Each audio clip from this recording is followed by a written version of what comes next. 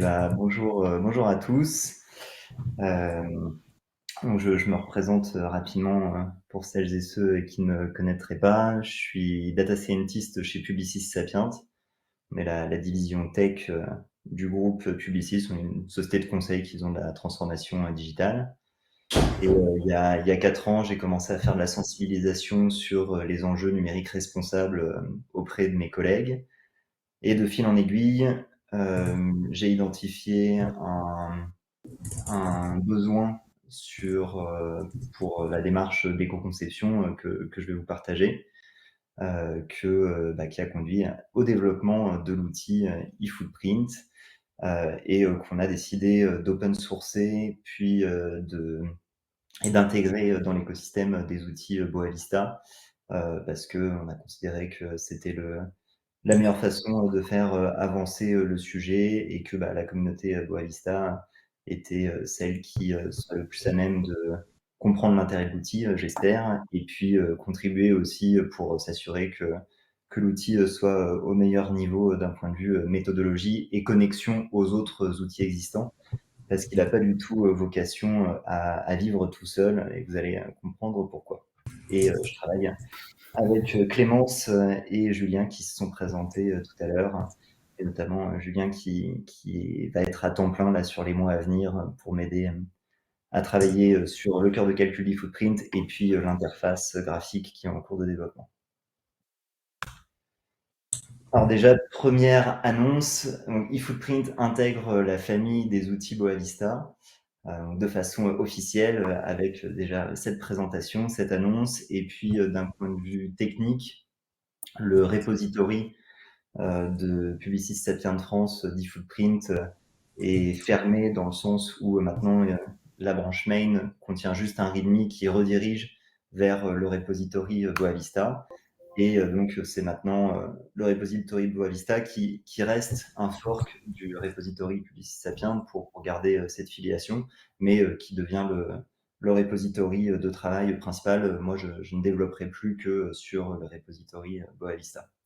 Donc c'est lui qui va être vraiment le centre de développement d'eFootprint. Et alors, eFootprint, qu'est-ce que c'est? Pourquoi est-ce qu'on a développé eFootprint?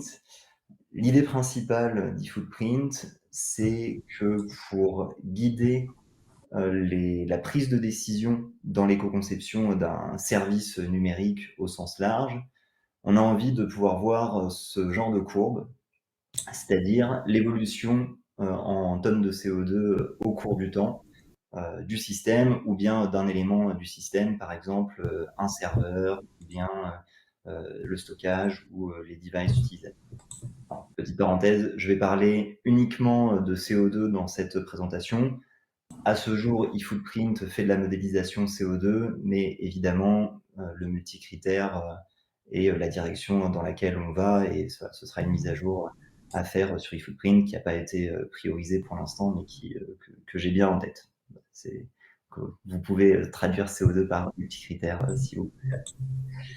Et pour prioriser, donc on veut avoir cette vision heure par heure de l'impact environnemental, CO2 ou autre, du système à tous les niveaux de granularité. Et aussi et surtout, on veut pouvoir anticiper l'impact d'une action dans le futur.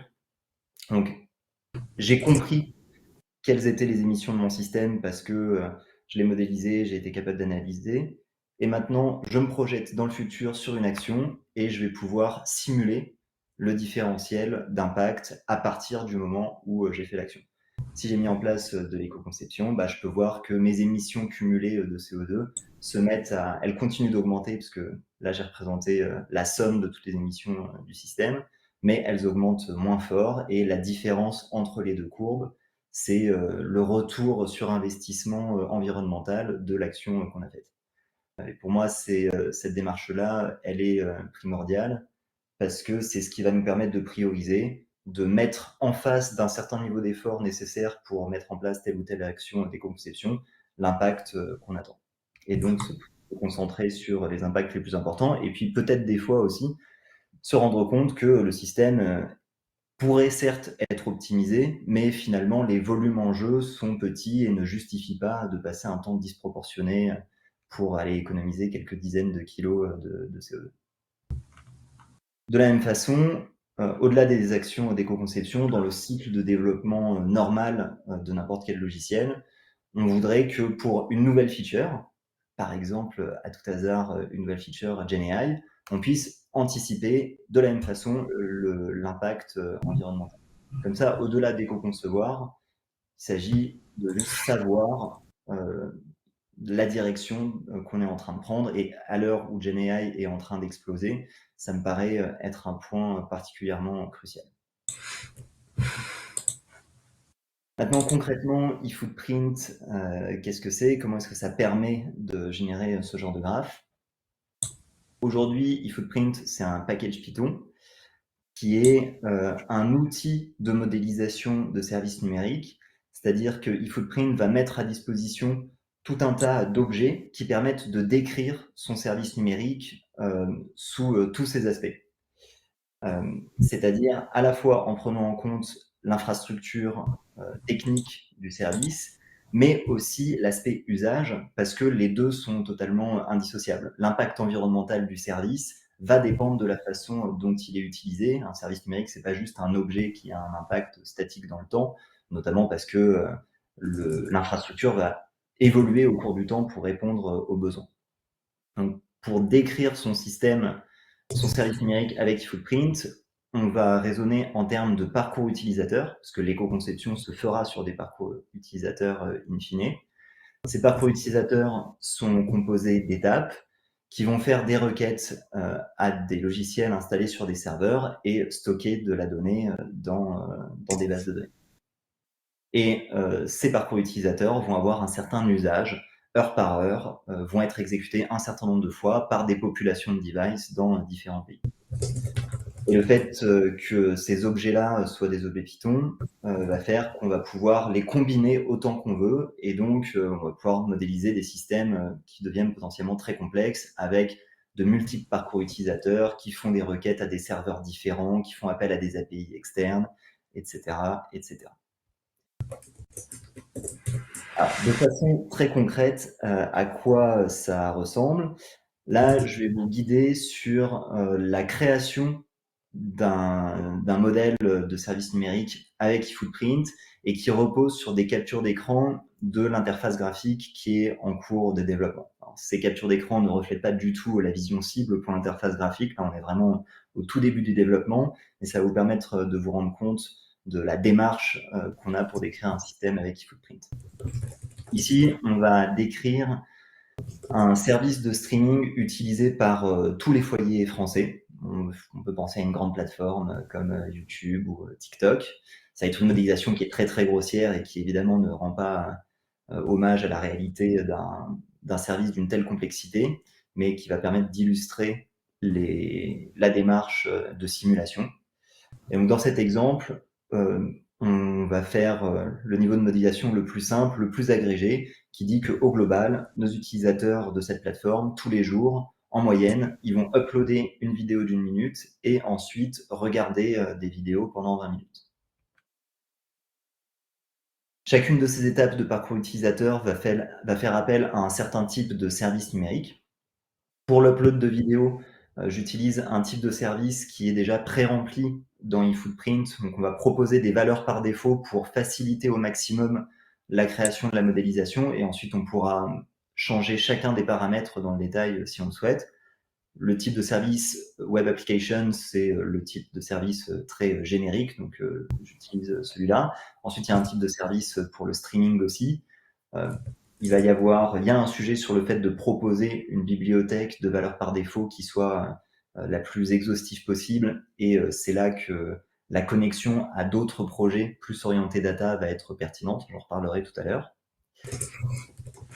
Et au niveau de la description de l'usage, on va faire une description qui est extrêmement simple, qui est de dire que nos 12 millions de foyers français font une visite par jour sur un laptop pour aller exécuter ce parcours utilisateur. Et là, directement, on a des premiers résultats naïfs de modélisation. On voit que Les impacts carbone ont été calculés à la fois sur la consommation d'électricité de nos serveurs, stockage, réseau et des devices utilisateurs, mais aussi sur la fabrication. Donc la quote-part de fabrication du hardware est attribuée au prorata temporis du temps passé sur le service. Et on a une information extrêmement importante ici qui est l'ordre de grandeur global d'émissions de CO2 du système. Ici, on est à près de 40 000 tonnes de CO2 par an.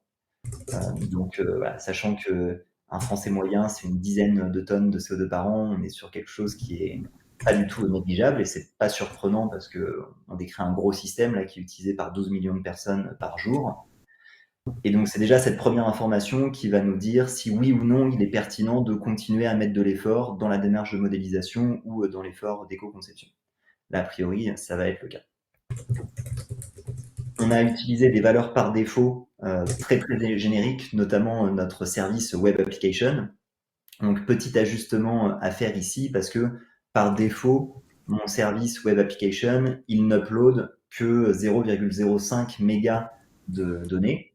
Et vu que là, en l'occurrence, on est en train de faire une action qui est de l'upload de vidéos, je remplace ces 0,05 par défaut par les 40 mégas. Donc, ça montre qu'on va pouvoir changer vraiment tous les attributs de façon très précise. Et là, on voit que le stockage est apparu et on est plutôt de l'ordre de 50 000 tonnes de CO2 par an.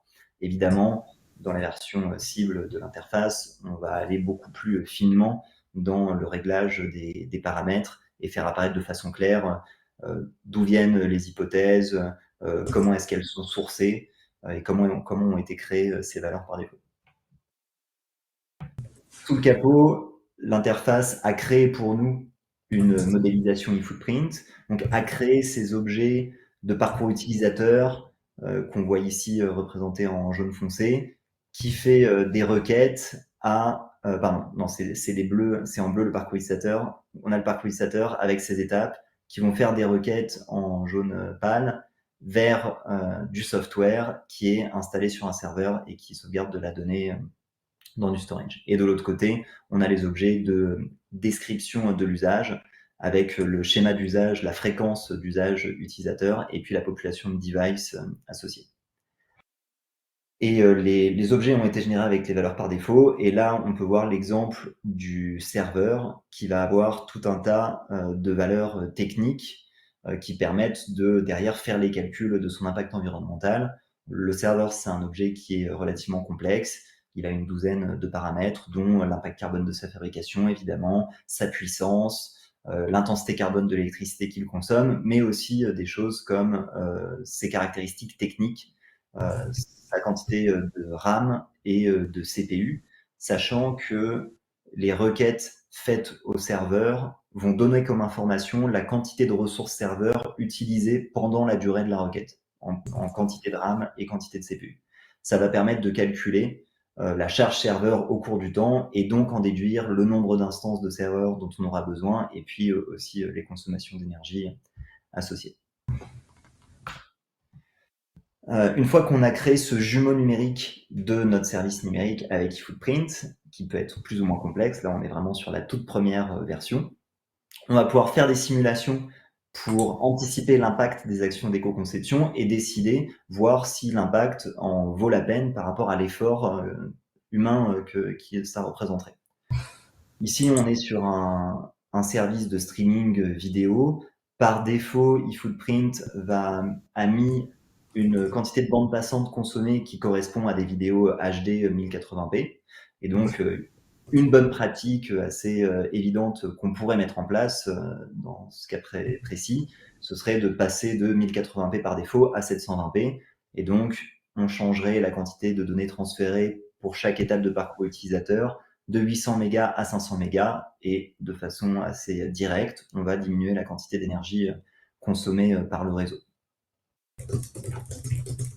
Maintenant, on peut aussi modéliser des changements qui sont plus complexes. Je vous parlais d'ajout d'étapes utilisant de l'intelligence artificielle tout à l'heure. On peut tout à fait faire ça. Donc, ici, on va rajouter une étape de chat avec un chatbot IA entre l'upload de vidéo et le streaming de 20 minutes.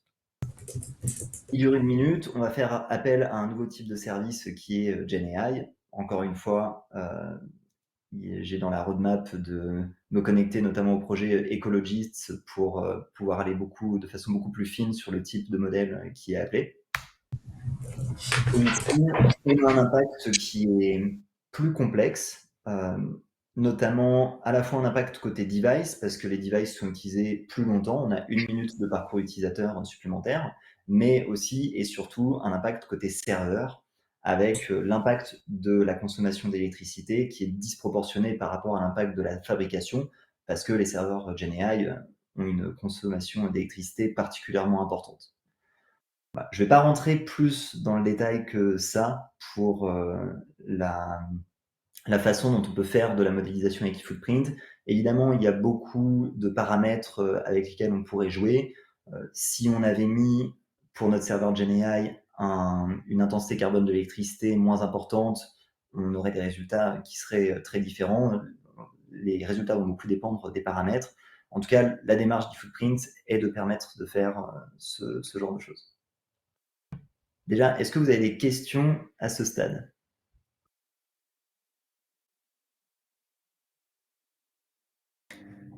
Moi, j'en avais une, Vincent. Là, il y a des évolutions de eFootprint. Tu avais fait une présentation il y a déjà un bon bout de temps. Est-ce que ce serait pas utile, justement, en plus on a le temps, de faire une démo même rapide de en quoi ça consiste pratiquement. Alors je te prends au débeauté, peut-être que. Ouais, ouais, alors je peux faire une démo avec l'interface telle qu'elle existe aujourd'hui. Ça va ressembler Ouais. beaucoup aux captures d'écran que j'ai présentées. Ensuite, là, la grosse mise à jour qui a été faite sur eFootprint. Alors, je vais refaire mon partage d'écran. J'ai pas pu avancer sur l'interface dernièrement parce que il y avait une grosse mise à jour, donc eFootprint 4.0 dont la release a été faite hier.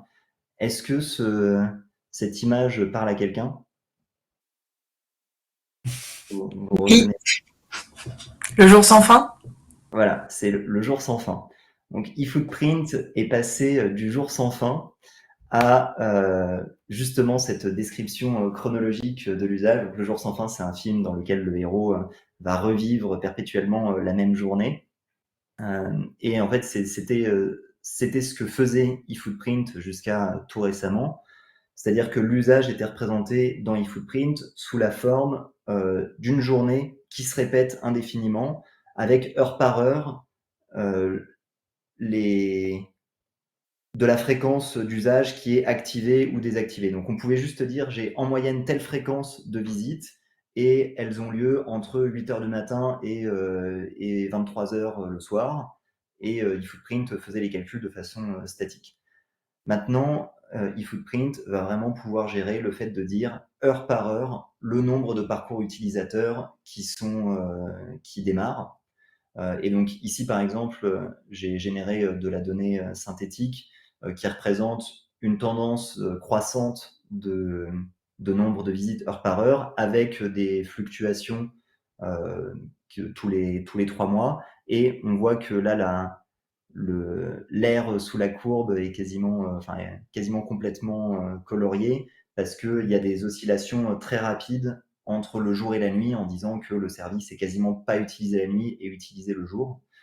Et, euh, et donc ça va permettre de modéliser des dynamiques temporelles beaucoup plus réalistes, notamment le fait de, par exemple, entraîner un modèle de machine learning, puis le mettre à disposition, et puis aussi le fait de pouvoir dire qu'on fait un changement dans le futur et qu'on voit comment les choses évoluent. On pourrait même se dire que, alors ça c'est pas encore implémenté, mais ce sera très facile de le faire, modéliser le fait que l'intensité carbone de l'électricité varie au cours du temps. Donc si on voulait modéliser de la carbon awareness, par exemple, qu'est-ce qui se passe si je shift mes workloads de machine learning la nuit quand l'intensité carbone est plus basse? On va pouvoir le modéliser avec cette nouvelle version d'eFootprint. C'est un changement vraiment majeur qui rend l'outil beaucoup plus puissant, voilà, qui est tout frais. Avec Julien, on va travailler sur la partie simulation maintenant. Ce sera moins complexe. Il s'agira juste d'être capable de dire dans eFootprint, on fait tel changement à tel moment dans le futur et de pouvoir comme ça superposer différents changements à différents endroits dans le futur pour pouvoir générer ces courbes vraiment chronologiques, temporelles, qui soient pas juste de la fréquence sur un jour qui se répète tout le temps, mais qui permettent d'anticiper l'avenir. Donc, je peux faire une présentation sur, je peux montrer comment l'interface fonctionne à ce stade. Juste, il n'y aura pas encore cette description heure par heure de l'usage parce que l'interface n'a pas encore été mise à jour. Elle est restée sur eFootprint 3 points quelque chose. Ouais, mais je pense que ça peut être utile, tu vois, de se remettre en tête l'interface. Ouais. Ok, très bien. Est-ce qu'il y a d'autres questions juste avant que je présente l'interface? Est-ce que tout était clair? Enfin, est-ce que cette notion de simulation, de changement dans le futur, d'anticipation d'impact des features et des actions d'éco-conception vous parle? Augustine, Emmanuel? Oui, Non, j'ai pas de questions particulières. oui, Emmanuel. Merci beaucoup, Vincent. Question, alors je sais pas, peut-être enfin, vous l'avez abordé. Est-ce que dans les simulations, et ça c'est vraiment un exercice compliqué, je le retiens, il est tenu compte des avancées aussi technologiques? Je passe par exemple sur la partie processeur. J'ai pas une approche technosolutionniste ici, mais effectivement, il y a des avancées qui font que, par même charge, à même typologie de workload, etc., en fonction de la typologie des processeurs, on peut avoir des performances de traitement et donc du coût énergétique qui sont assez considérables. Donc, est-ce que ça, on peut jouer aussi là-dessus, sachant qu'on se projette? Donc, c'est toujours difficile d'anticiper ce qui va possiblement sortir en 2, 4 ans, 6 ans, dans des limites en fait qu'on connaît. Mais est-ce que Ouais. c'est quelque chose sur lequel vous pouvez travailler? Oui, bah, tout à fait. Justement, avec cette nouvelle mise à jour qui permet d'écrire des changements, enfin faire des simulations sur des changements qui auront lieu dans le futur, le, la mise à jour technologique, ce sera peut-être un troisième type de changement au même titre que les actions d'éco-conception ou le développement des nouvelles features, mais la migration vers des machines plus performantes ou bien la mise à jour OpenAI qui divise les coûts par deux et peut-être les impacts carbone par deux, ça peut aussi très bien être un changement dans le système. Je fais l'hypothèse que dans un an, mon modèle d'IA, en fait, il aura été optimisé puisque effectivement, les IA génératives consomment beaucoup, mais aussi sont optimisées très très vite.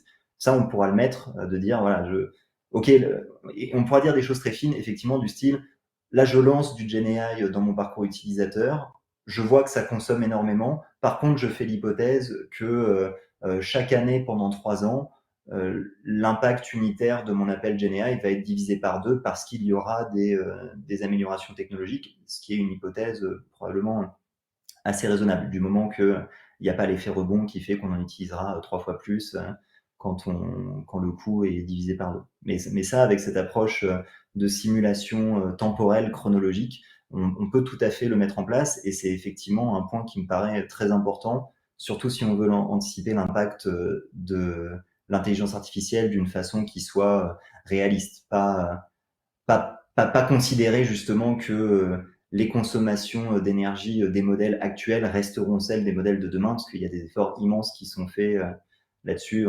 Les personnes qui travaillent avec les API OpenAI voient de façon très régulière les coûts qui sont divisés par 2, 3.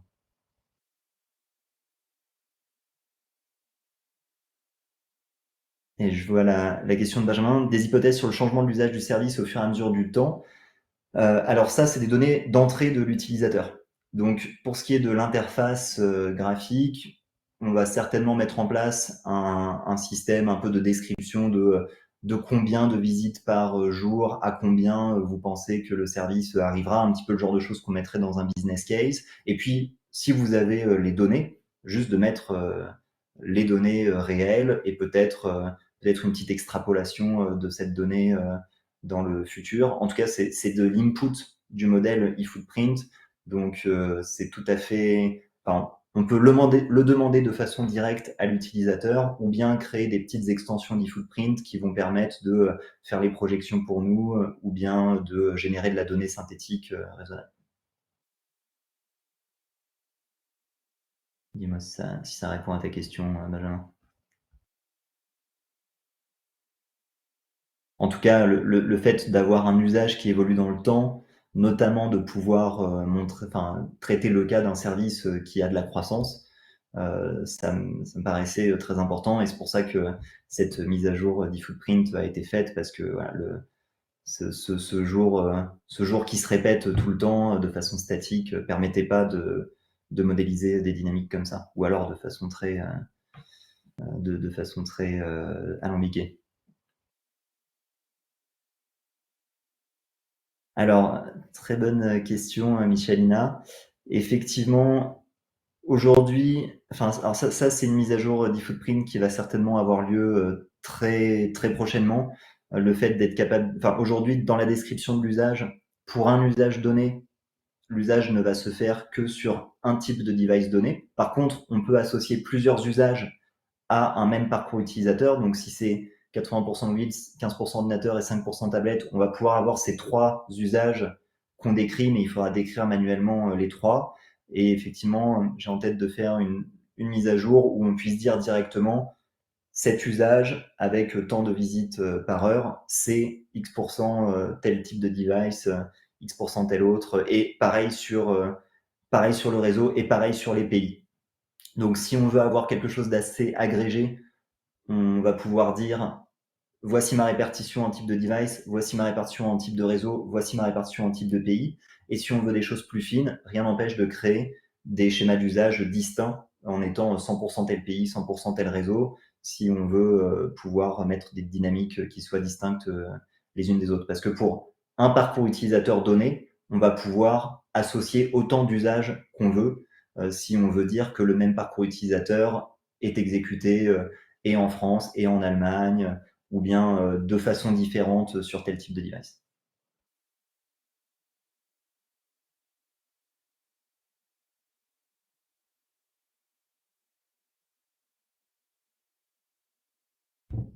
Alors là, il y a un peu moins de questions. Je vous propose de vous montrer l'interface live. Et puis s'il y a d'autres questions, n'hésitez pas. Encore une fois, pas du tout vision cible pour l'interface. Là, je vous présente vraiment quelque chose qui est à peine un POC à ce stade et qui n'est pas encore dans la logique eFootprint 4.0. Et ça va être un sujet de travail avec Julien pour les semaines à venir. Donc, là, il y a une page de compréhension un peu des principes d'eFootprint qui va être pas mal retravaillée aussi. Si vous voulez rentrer plus dans le détail d'eFootprint, je vous invite à plutôt regarder la documentation, notamment la partie explication qui explique le périmètre d'eFootprint, les raisons pour lesquelles eFootprint a été développé plus en détail, et puis aussi la méthodologie de travail proposée sur eFootprint, donc le fait d'avoir cette démarche de modélisation et de mise à jour de la modélisation au fur et à mesure. Mais l'idée de l'interface, alors là, ce que je vais vous présenter, c'est le genre de modélisation qu'on peut faire avant même que le service n'existe, en utilisant uniquement des hypothèses. Mais évidemment, eFootprint a vocation à pouvoir se connecter avec des données réelles. De toute façon, rien ne l'empêche techniquement, il faut juste développer les connecteurs. Donc, si le service n'existe pas, on a la possibilité de mettre des hypothèses pour avoir les ordres de grandeur, penser l'éco-conception le plus en amont possible. Et l'idée, c'est que pour un service existant, on récupère la donnée réelle de la façon la plus automatisée possible, tant qu'à faire, avec toujours cette possibilité de compléter la donnée manquante par des hypothèses. Ça, c'est un point qui me paraît très important parce que si on le fait pas, en fait, souvent, ça revient un peu à mettre du 0 par défaut là où on n'est pas capable de mesurer. Et puis, vu que ça reste un modèle, il y a toujours cette possibilité de dire dans le futur, je fais tel changement et donc d'anticiper la façon dont les données d'input vont évoluer. On peut refaire ensemble l'exemple que j'ai fait dans les slides. Donc si on est sur ou alors, sauf si quelqu'un a de l'inspiration sur un système qu'ils aimeraient bien modéliser avec juste un parcours utilisateur.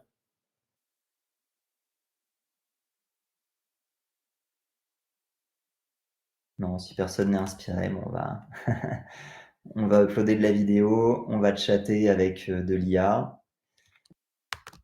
Et puis on va regarder de la vidéo en streaming.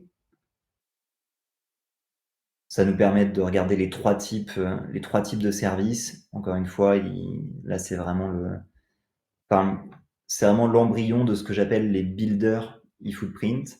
C'est-à-dire que le cœur du projet eFootprint, c'est la logique de calcul qui permet de décrire ces différents types d'objets, leurs relations les uns avec les autres, et qui donne la possibilité de mettre ces données d'input. Mais eFootprint n'est pas un projet data, eFootprint est un projet de modélisation. Donc c'est vraiment cette création d'objets, cette logique entre les objets, et puis aussi tout l'engineering derrière qui fait que les calculs vont se faire de façon optimisée. Si on met à jour des choses, ça se fait de façon optimisée. Et puis cette logique de simulation dans le futur, etc. C'est pour ça qu'eFootprint va avoir vocation à se connecter à d'autres projets pour proposer des bonnes valeurs par défaut. Et donc proposer cette bibliothèque d'objets pré-remplis, parce que s'il fallait remplir soi-même chacun des paramètres des objets eFootprint, ce serait très complexe vu que les objets eFootprint sont précis. Maintenant, on a nos 12 millions de Français, ils utilisent leur laptop, on est toujours en France.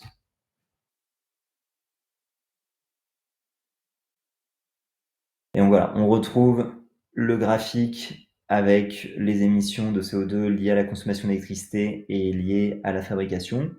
Je vais faire de ce modèle une référence. L'UX est très basique. Là, les objets sont représentés sous forme de graphes. Là, c'est les objets eFootprint vraiment tels quels, suivant la logique d'eFootprint. Donc, on a l'utilisation qui va lier à une population de devices. On voit le laptop par défaut ici, le Wi-Fi, et puis notre parcours utilisateur composé de 3 étapes qui chacune font des requêtes à des services, du software installé sur des serveurs et qui stockent de la donnée sur du stockage. On voit à chaque fois tous les paramètres des différents objets. Je ne vais pas rentrer dans le détail de chacun des paramètres, là c'est pas l'enjeu, mais la logique de l'interface, ça va être que grâce au builder, on peut très facilement générer les objets, avoir nos premiers résultats, mais ensuite on va aussi pouvoir éditer très facilement nos valeurs. Donc par exemple là, je vais faire le changement que j'avais fait dans les slides. Par défaut, on a 0,05 mégas qui sont transférés, mais en fait je suis en train de faire de l'upload de vidéo, donc je recalcule et là je vois que le stockage il a augmenté. Et d'ailleurs, si je compare les deux versions, on peut voir que, d'ailleurs, c'est pas tout à fait que le stockage, c'est le stockage beaucoup dans sa fabrication, un tout petit peu dans son électricité, parce que le stockage consomme très peu d'électricité, et puis aussi le réseau qui a augmenté un petit peu, parce que il y a un peu plus de data qui transfère par le réseau. Et puis on pourrait faire d'autres changements. Donc là, si ce modèle devient une référence maintenant, pour pouvoir visualiser les changements, ma GenAI, voilà, ma requête au service GenAI, elle demande 128 Go de RAM et 16 corps. Alors c'est 16 GPU dans la réalité, mais là j'utilise les CPU.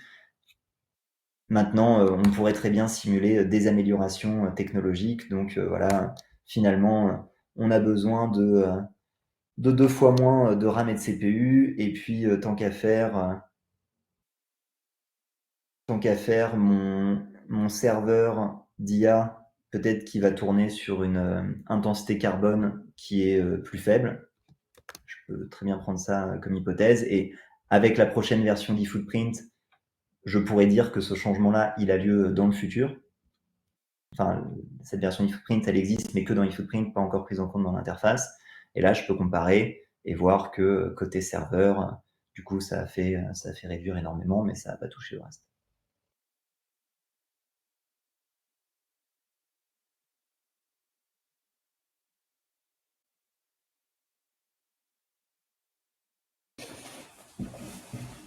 Pour clarifier, Vincent, tu prends bien en compte l'ensemble du cycle de vie? Alors, au niveau du cycle de vie, c'est le cycle de vie de la phase d'usage et de fabrication qui est pris en compte. Les phases de transport et de fin de vie sont négligées dans eFootprint à ce stade. Ok. Mais la fabrication est prise en compte, effectivement.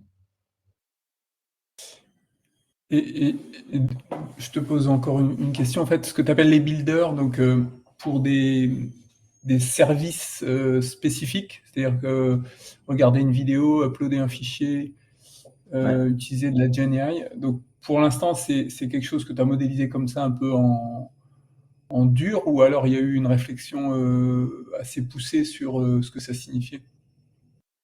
Alors, les builders, c'est un point sur lequel la contribution de la communauté Boa Vista peut être un des points sur lesquels la contribution peut être la plus intéressante, je pense. J'en profite pour montrer ma slide de contribution. Donc, eFootprint, c'est de la modélisation, comme je disais, c'est vraiment cette grammaire qui permet de décrire les systèmes numériques, c'est cette logique de calcul entre les objets. Il y a beaucoup de variables d'entrée dans eFootprint, il y en a une bonne trentaine de variables distinctes, mais du coup, dès qu'on va multiplier les objets, avec plusieurs étapes de parcours utilisateur, plusieurs parcours utilisateurs, plusieurs serveurs, etc., on va pouvoir avoir beaucoup de variables d'entrée dans eFootprint, ce qui est à la fois une force et une faiblesse. Une force parce que pour représenter des systèmes complexes tels que les services numériques, il faut beaucoup de variables d'entrée. Il y a juste une complexité irréductible à un moment. Mais en même temps, on ne peut pas demander aux modélisateurs d'aller chercher toutes ces informations. Et donc les builders, c'est eux qui vont faire ce travail pour nous. Par exemple, le builder EcoBenchmark sur lequel Youn et moi travaillons, c'est le fait d'utiliser le benchmark qui est fait par le projet EcoBenchmark pour fournir des bonnes valeurs par défaut au job eFootprint pour ce qui est de leur consommation de ressources au serveur. De la même façon, j'ai commencé à mettre en place des builders qui utilisent l'API Boa Vista pour pouvoir récupérer les informations d'impact de l'infra. C'est pas le projet eFootprint qui va faire le travail de dire telle machine AWS, elle a telle caractéristique environnementale et technique. Le projet eFootprint, il a vocation à aller se connecter à d'autres projets pour récupérer ces informations. Et la force du projet eFootprint, ça va être cette capacité à modéliser l'usage de façon fine pour pouvoir rendre explicite les liens de causalité entre l'usage et l'utilisation des ressources. Et notamment de dire, voilà, j'ai un usage qui va augmenter dans le temps, du coup anticiper la façon dont les serveurs vont scaler, et puis de dire, je fais tel changement à tel moment dans le futur, et donc je vois comment mon impact va changer. De la même façon, pour ce qui est de l'IA, se connecter aux données du projet Ecologits va être certainement très intéressant parce que voilà, c'est pas eFootprint qui va faire ce travail de dire tel modèle de machine learning, il émet tant. Il va se connecter à d'autres projets pour pouvoir ensuite rendre vivantes ces données d'impact d'infra ou de modèle au sein d'un modèle plus large qui permet de mettre ça en face de l'usage qui va être fait dans le système. Comme autre possibilité de contribution pour eFootprint, donc les builders, je pense que c'est vraiment ça le sujet, en tout cas à court moyen terme, qui est le plus critique, avec à la fois le plus simple et le plus important, à plus haute valeur ajoutée pour ce qui est de la contribution de la communauté Boa Vista à eFootprint. Ensuite, il y a évidemment les sujets plus liés au cœur de calcul d'eFootprint, avec la revue de la méthodologie d'eFootprint, les les calculs génèrent leur graphe de calcul, donc l'audit d'e-footprint est assez simple, mais voilà, c'est toujours intéressant d'avoir des regards externes, et puis il y a des choses à améliorer. Et puis aussi raffiner la méthodologie, la mise en conformité avec des standards, notamment ACV, PEF, et puis la mise en place du multicritère, qui sera un développement assez conséquent sur eFootprint, je pense, mais qui remet pas en question tous les calculs de notamment comment l'usage, comment la description, l'input utilisateur, c'est juste le nombre de débuts de parcours utilisateur heure par heure, mais derrière, eFootprint va faire tous les calculs de si le parcours utilisateur dure plus d'une heure, comment est-ce que ça se répartit dans le temps, s'il dure plus d'une heure et qu'il y a des requêtes qui sont faites à différents moments, du coup, à quel moment les requêtes sont faites, si elles durent longtemps, comment est-ce que ça étale la consommation la demande en ressources au serveur, en stockage, etc., etc. Si j'ai des logiques de durée de vie de mes données dans le stockage, comment est-ce que ça fait que du coup je vais purger de la donnée au cours du temps. Voilà. Tous ces calculs-là, eFootprint va les faire, et qu'on soit en multicritère ou en CO2 only, ça change rien. Là, c'est vraiment l'aspect usage purement technique de l'infra. Une question, Vincent. Ouais. C'est pas exactement la même chose, mais je repense à ce que Adeline a présenté tout à l'heure sur les. Enfin, je sais pas si c'était Adeline qui le présentait, mais l'équipe d'Adeline sur les frameworks. Tu parlais d'ACV, il y a les cadres de l'ADEME qui disent justement comment on est censé s'appuyer, enfin comment on est censé compter l'empreinte de produits, y compris numériques. Est-ce que, je ne sais pas si Adeline est encore sur le call, mais est-ce qu'il pourrait y avoir un lien à cet endroit-là? Ah oui, en ce qui me concerne, tout à fait. Moi, je suis très preneur du point de vue de personnes qui ont cette expertise pour aider à mettre eFootprint au niveau sur ces aspects. Je suis assez peu inquiet sur le fait que eFootprint ne soit pas loin de ces standards-là. Mais moi-même, je les connais pas dans le détail, et il y aura, j'imagine, certainement des ajustements à faire. En tout cas, ouais, c'est clairement un endroit sur lequel il y aurait une contribution à haute valeur ajoutée pour eFootprint à faire. Et pour Ouais, finir sur... Ouais. je rebondis sur ce que dit Clémence. Je ne sais pas si elle pensait au PCR, les Product Oui, Category tout à Rules, fait. qui sont Tout à fait. Ouais, ok. Donc effectivement, ce serait comment dire, de valider une forme de compatibilité méthodologique sur ces différents éléments qui sont adressés par les PCR. Ça aurait une super valeur ajoutée. C'est ça. Même si ça reste juste un cadre méthodologique. Hein, Ouais, et je suis assez peu inquiet sur le fait que ce soit un travail qui se fasse relativement facilement, à mon avis, en tout cas j'espère, parce que, encore une fois, le gros du travail d'eFootprint, c'est de modéliser l'usage pour nous. C'est vraiment de mapper pour nous, dans le temps, combien il y a de requêtes qui sont faites, à quel serveur, combien de temps elles durent, du coup combien de ressources serveurs elles demandent sur ce temps-là, etc. Toutes ces choses-là, c'est vraiment juste la description de ce qui se passe. Derrière, une fois qu'on est au niveau du serveur avec au cours du temps son profil de charge serveur, comment est-ce que en tout bout de chaîne du calcul, on convertit ça en impact environnemental. Pour l'instant, moi globalement, je fais du prorata temporis pour ce qui est de la fabrication, et je fais quantité d'énergie fois intensité carbone de l'électricité pour ce qui est de l'impact du run. Il y a peut-être certaines subtilités à faire à cet endroit-là, mais a priori, c'est plutôt sur le bout de chaîne, et ça remet pas en cause le cœur d'eFootprint. Ensuite, s'il se trouve que ça remet en cause, bon, bah, on en discutera et on verra ce que ça veut dire. Non, ça peut ajuster des trucs de structure, mais c'est pas le cœur. Et Et peut-être. Dans le même genre, il y a aussi la norme ISO, dont j'ai oublié le nom, là, qui est juste la recopie du truc de la méthode de calcul de la Green Software Foundation, la SCI, Software Carbon Intensity. Pareil, il y a pas trop de doute. Enfin, quand on regarde un peu ce qu'ils ont écrit, il n'y a pas 36 manières de calculer ce qu'on calcule, en fait. Donc, oui, faire la petite analyse, disons, on est compatible et on a le tampon ISO, je sais plus combien. Ça devrait pas être, à mon avis, c'est important. J'avais fait le PR aussi pour les outils Boa Vista derrière, donc c'est peut-être la même chose. Enfin, c'est peut-être le même travail, je sais pas. Ouais. Ouais, en fait, si tu bascules sur les produits. Ouais, donc quand tu bascules sur méthode de calcul Boa Vista, en fait, enfin des outils Boa Vista, ça, c'est pareil. On pourrait afficher une compatibilité avec une norme, qui serait à mon avis intéressante. Et je Complètement. rebondis 2 secondes sur ce que disait Alexis dans le chat sur le besoin de quantifier mieux la contribution du numérique à l'empreinte carbone parce qu'elle est peut-être très sous-estimée. Et je pense aussi que des outils comme eFootprint peuvent aider à modéliser notamment l'explosion du scope 3 finalement, de l'utilisation d'outils externes très AI. Et donc peut-être que ça peut participer à cette ambition. Alexis, je ne sais pas ce que vous en pensez. Peut-être Oui, tout à fait. Alexis, plus Enfin, ça sur peut la être tech. effectivement, si ça peut permettre effectivement de modéliser plus précisément le scope 3, ça rajoute une pierre, ça rajoute un peu d'eau au moulin pour renforcer l'argumentaire là-dessus.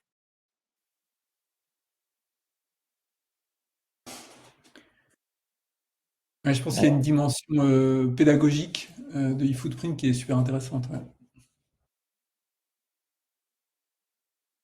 Bah, ça rend le système concret de bout en bout et ça permet de jouer avec, de voir quels sont les impacts, les liens de causalité qu'il y a en son sein. Et je voulais juste finir je finis en 2 minutes sur les builders, juste montrer concrètement à quoi ça ressemble un builder. Là, c'est la page de la documentation qui parle des builders. Il y a des valeurs par défaut dans les builders eFootprint, sachant que chaque valeur est liée à sa source derrière, donc on peut avoir accès à la source de l'étude qui donne ces valeurs. Et le builder qui est le plus poussé, le plus intéressant, c'est il y a 2 builders, il y a les builders de l'EcoBenchmark et les builders Boa Vista. Donc pour les builders Boa Vista, j'ai créé une fonction getCloudServer qui va prendre le même genre de paramètres d'entrée que l'API Boa Vista. Là, on va lui donner le provider de cloud, le nom de la machine. On lui indique nous-mêmes l'intensité carbone de l'électricité parce que ça, eFootprint en a besoin. Et puis derrière, voilà, l'impact carbone de la fabrication, la puissance, les caractéristiques techniques vont être faites, vont être récupérées automatiquement auprès de l'API Boa Vista.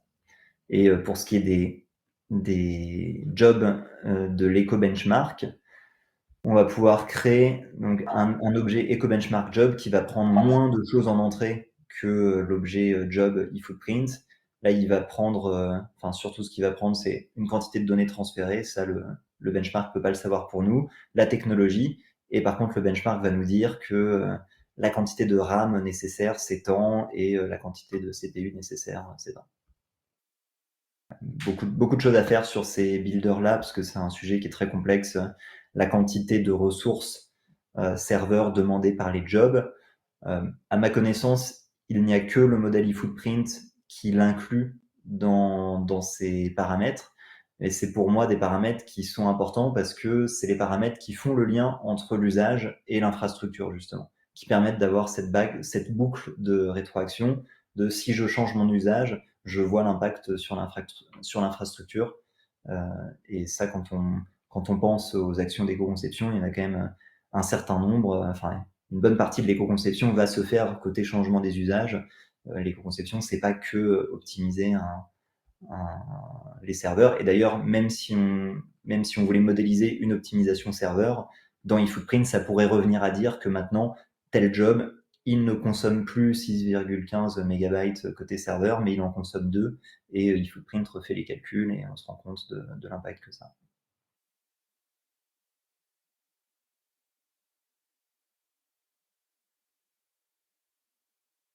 Clémence, tu lèves la main? Ah pardon, c'était tout à l'heure, mais je l'ai pas baissé. Je vois Emmanuel qui s'interroge sur les limites de l'approche par les collaborateurs. Mais c'est autre chose, je pense. Oui, c'est sur autre chose, Vincent. Ah d'accord. C'est sur le projet Conviction. Okay. En revanche, non, Il y a le une discussion projet là parallèle. évoqué peut justement aider à embarquer au-delà pour montrer avec des simulations ce qui est possible de faire et comment on peut changer. Donc quelque part, il peut y avoir des interdépendances, mais ma réponse était pour autre chose. Et d'ailleurs, ça me rappelle le tout début de comment c'est né, parce que eFootprint, c'est né de l'idée de modéliser pour un collaborateur donné son empreinte et qu'est-ce qu'il peut faire. Et ça a amené à dire, en fait, quand on travaille dans une ESN, son empreinte, c'est beaucoup les projets qu'on fait. Mhm. Et puis je l'ai aussi beaucoup utilisé en formation et j'ai vu en formation que c'était très puissant de pouvoir montrer de façon explicite le système, faire changer des paramètres et voir les impacts sur les quantités de CO2.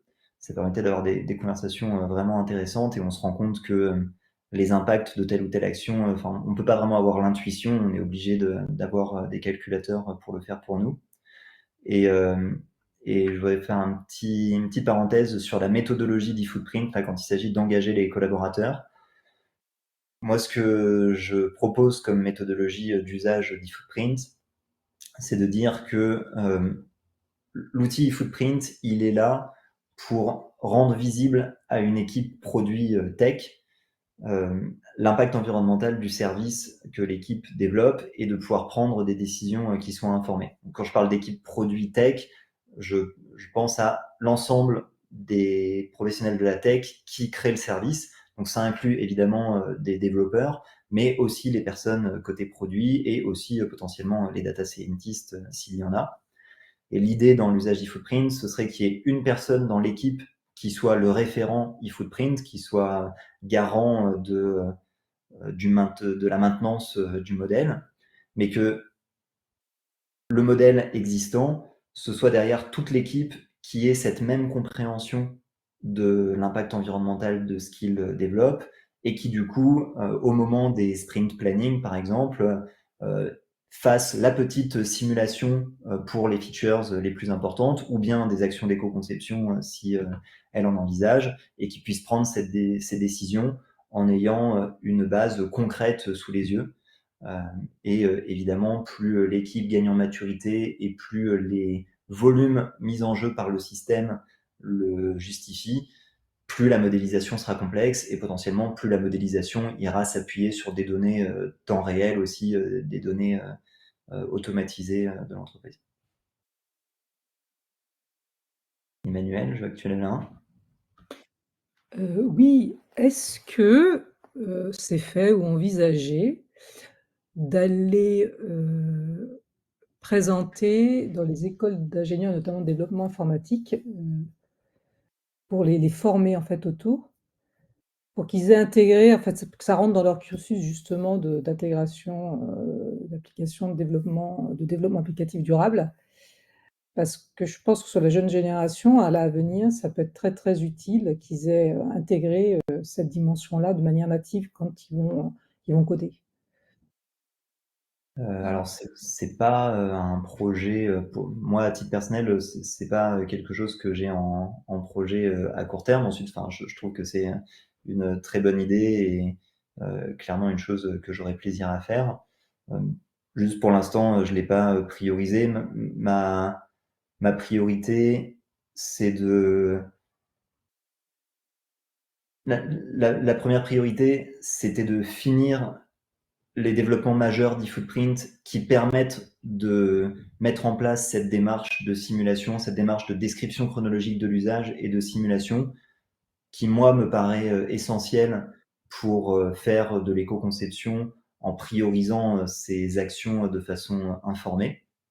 Donc ça, cet aspect-là sur eFootprint, il est quasiment terminé. Il va se finir là dans les semaines à venir. Il y a quelques petits développements majeurs d'eFootprint qui restent autour de ce sujet-là, mais globalement, c'est fait.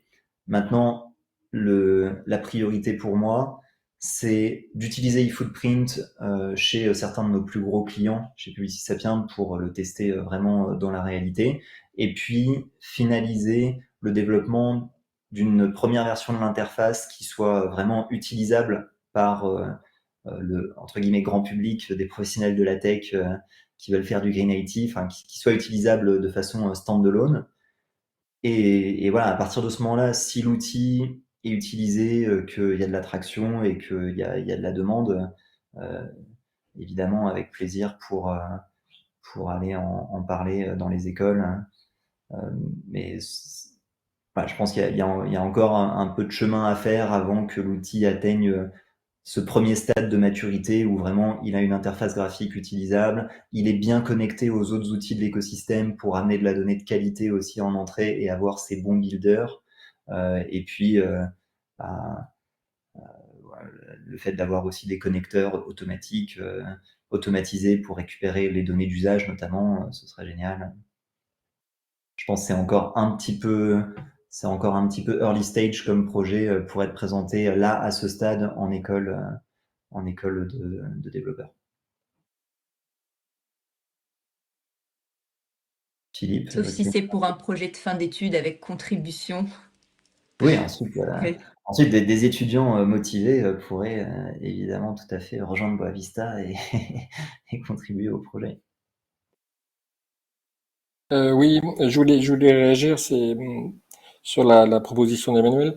En fait, je pense que c'est pas ton job d'utiliser eFootprint dans les écoles. Je pense que moi, par exemple, en ce moment, je donne un peu de cours de développement durable dans une école d'ingénieurs, dans 2 écoles d'ingénieurs. Il y a une partie co-conception, il y a 15 heures de cours. Il y a 5 heures d'éco-conception. Et donc, moi, je voyais effectivement, enfin, j'ai pensé à ça, c'est simuler. Il n'y a pas besoin de données réalistes, il n'y a pas besoin de données réelles. Il y a besoin de données réalistes pour montrer un impact, pour qu'ils voient quelque chose, tu vois.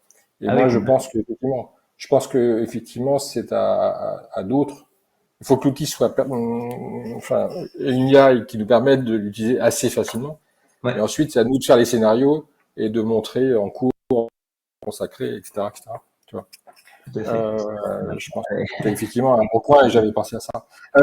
Donc, je pense qu'il faut juste, entre guillemets, que l'UI soit assez facile pour qu'on puisse le montrer et montrer des impacts, tu vois, avec des scénarios. Que ce soit des données réelles, c'est pas très grave.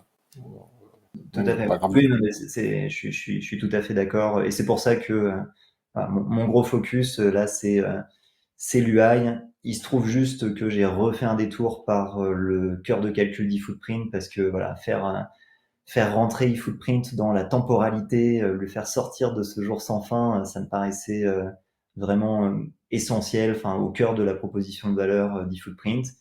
Maintenant, c'est fait et le bébé se porte bien parce que c'était quand même une mise à jour vraiment à cœur ouvert d'eFootprint, avec un peu des doutes aussi sur la performance parce que vous imaginez qu'il y avait des vecteurs de 24 heures qui étaient manipulés par eFootprint avant. Il y avait juste 24 heures d'une journée qui se répète. Maintenant, si on fait une modélisation sur 3 ans, bah, ce sera 24 fois 365 fois 3, donc 1000 fois plus de données.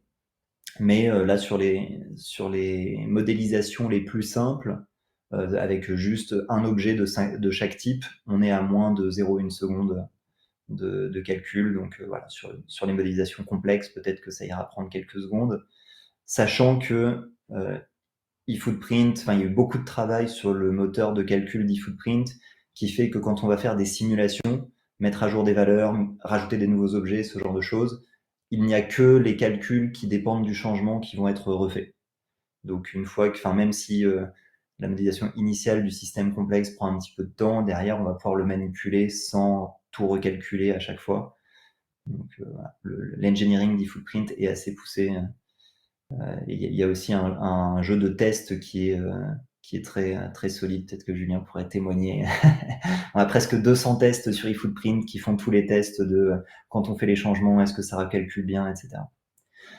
Est-ce que j'ai modélisé eFootprint avec eFootprint? Non, parce que pour l'instant, il n'y a pas de volume d'usage qui justifie de modéliser l'impact d'eFootprint.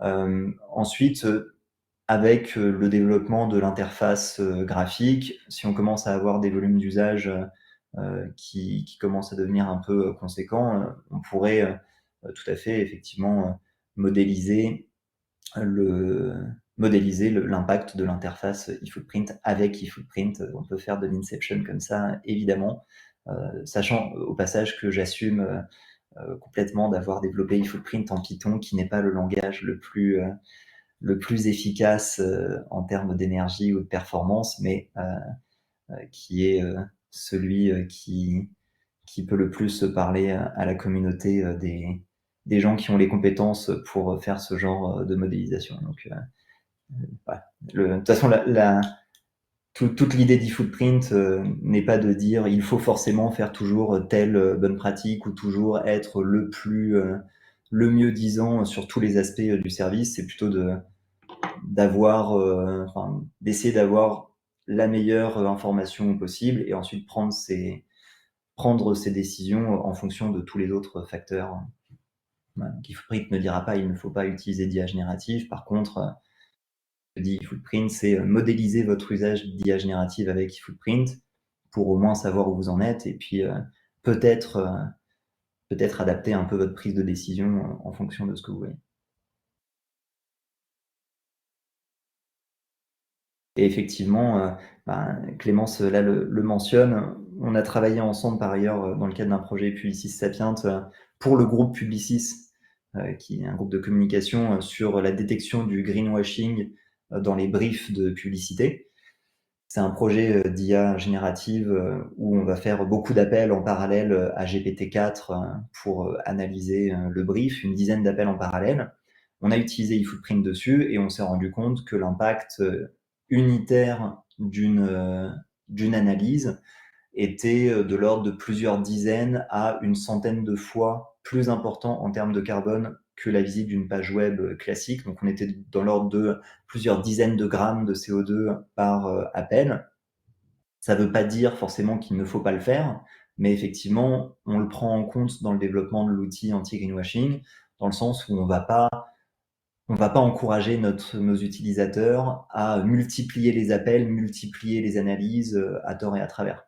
Ça consomme, ça apporte de la valeur par ailleurs, et en ayant conscience de ce que ça consomme, on essaye de trouver le juste équilibre entre ce qu'on souhaite faire et l'impact que ça a.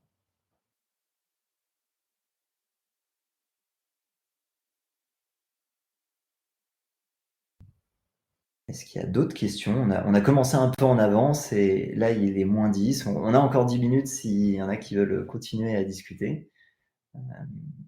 Mais sinon, on peut aussi clore. J'ai l'impression que le flow me nuise. On va peut-être pas t'épuiser. Il y a Philippe qui relève la main. Oui, j'ai une dernière question avant qu'on finisse. Est-ce que eFootprint va être hébergé comme Boa Vista API pour qu'on puisse l'utiliser facilement, ou s'il faut le déployer soi-même? Alors ça, c'est des questions auxquelles j'ai pas encore de réponse à ce stade. L'interface de toute façon est pas prête pour un usage d'une personne qui arriverait sur l'interface et qui devrait se débrouiller toute seule. Donc c'est pas encore tout à fait clair. Enfin, ce qui est certain, c'est que il y aura ce qui est certain, c'est que l'interface sera utilisable de façon gratuite, en tout cas, pendant, comment dire, le premier niveau de feature sera gratuit, c'est certain, et accessible directement. Ensuite, est-ce que ce sera, où est-ce que ce sera hébergé? Est-ce qu'on va l'open sourcer?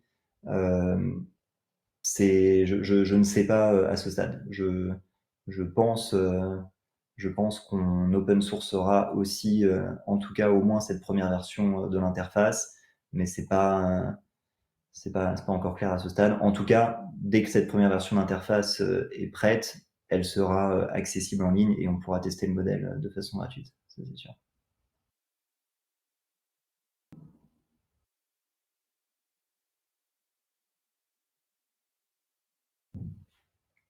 Est-ce que vous avez d'autres questions? Est-ce qu'il y a des gens qui seraient intéressés pour contribuer, notamment sur les builders ou sur l'aspect, s'il y a des personnes qui ont les compétences pour travailler sur la conformité aux différentes normes, je suis aussi très intéressé.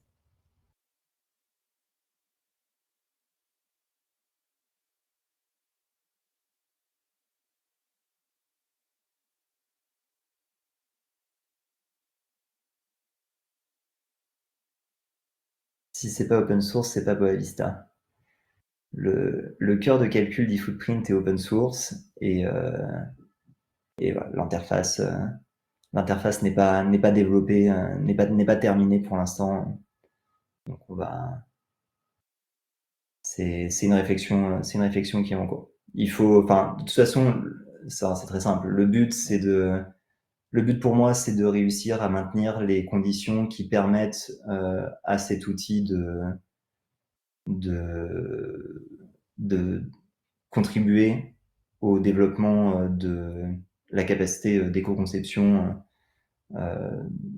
et notamment contribuer à la communauté open source. Par ailleurs, c'est Publicis Sapient qui le finance, donc il faut réussir à trouver des modes de fonctionnement qui permettent à chacun d'y trouver son compte. Publicis Sapient, ça a été très facile de convaincre d'open sourcer eFootprint auprès des dirigeants de Publicis Sapient. Donc voilà, l'idée, voilà. Mon but est de faire en sorte que l'outil puisse continuer à vivre et trouver son public. Donc oui, l'interface aujourd'hui est Sapient.